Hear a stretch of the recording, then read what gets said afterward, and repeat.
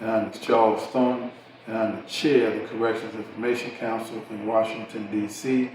I'm also a member of the League of Women Voters, which is why I'm here before you today. I also would have to add that I am an employee with the D.C. Office on Human Rights. It's my pleasure to be here today, and we're going to be talking to you all about voting while incarcerated and why it's important to vote while incarcerated. Good afternoon, my name is Robert Dent, and once again, I'm here to help out and make sure that everyone that's incarcerated know that they have a right to vote and that how important it is for them to vote, because one thing about voting, we cannot change anything without it. I work for NARC, which is the National Association for the Advancement of Returning Citizens, as well as Federal City Recovery. It's a drug program. And I do all my community work inside of Ward 8 and Ward 7. And once again, I'm gonna let my colleague take over from here. So the question became, why is voting important? And I'm gonna kind of sum it up real, I'm gonna lay it out real simple. It was important enough for several of our ancestors to die, to put their life on the line and die.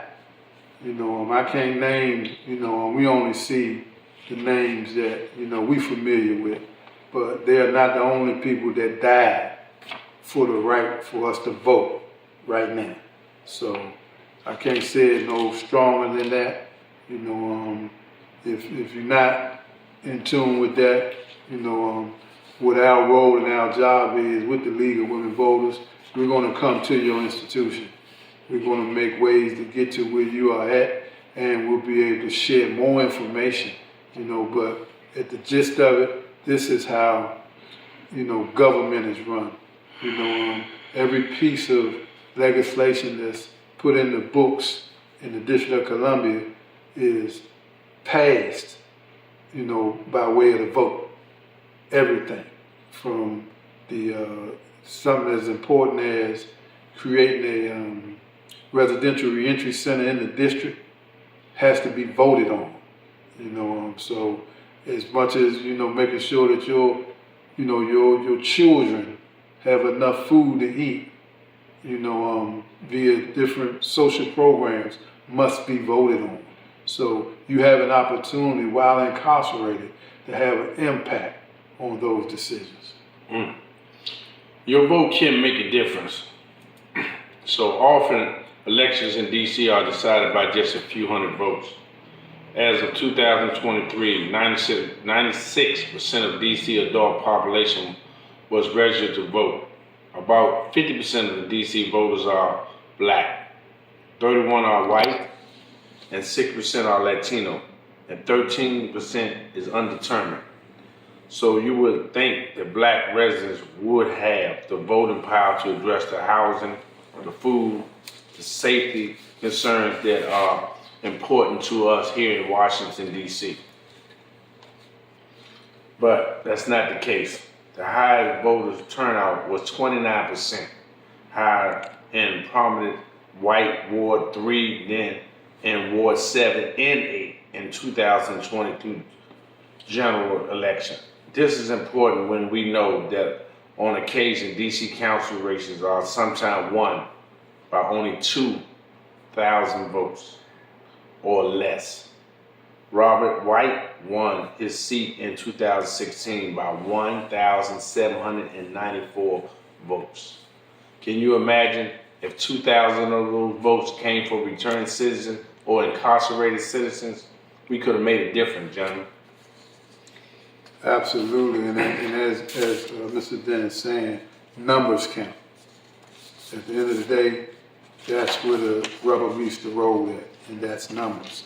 We're currently in a city that right now there's probably 725,000 residents of the District of Columbia, and what history tells us is that out of that maybe not even 10% vote of the total, So, when we're talking about elections that in some cases are won by 200-300 votes, imagine the impact that you can have. We just yesterday left another historic swearing-in ceremony where in the District of Columbia at the Department of Corrections, there was another swearing-in for an ANC member.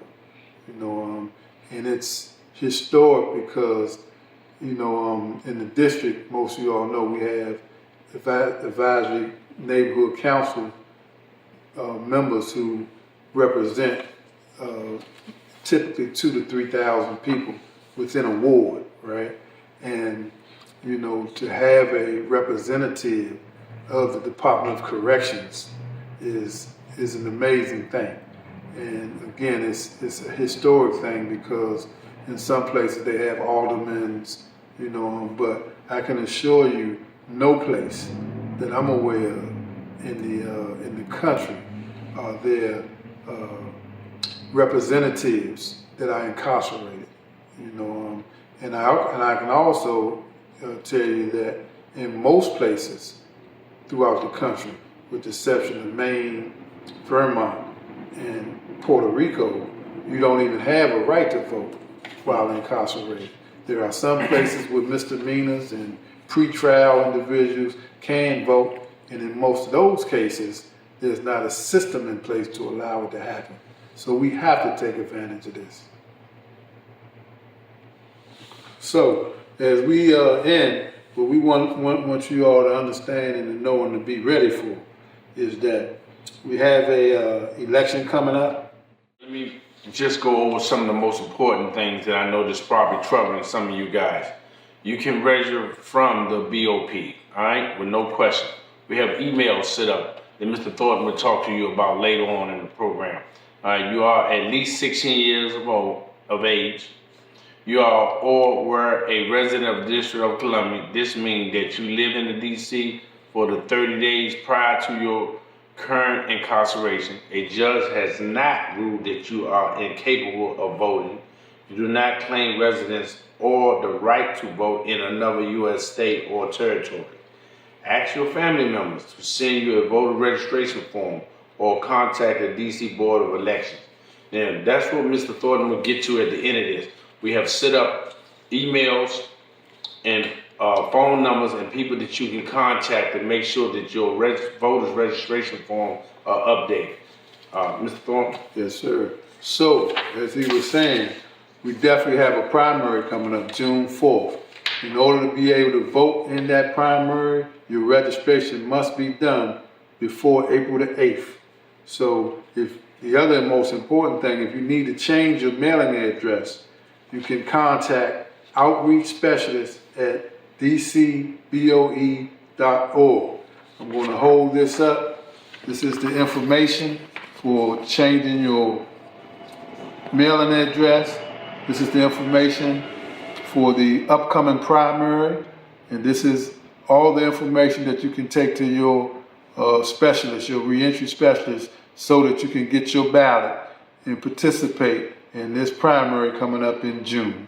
Thank you very much.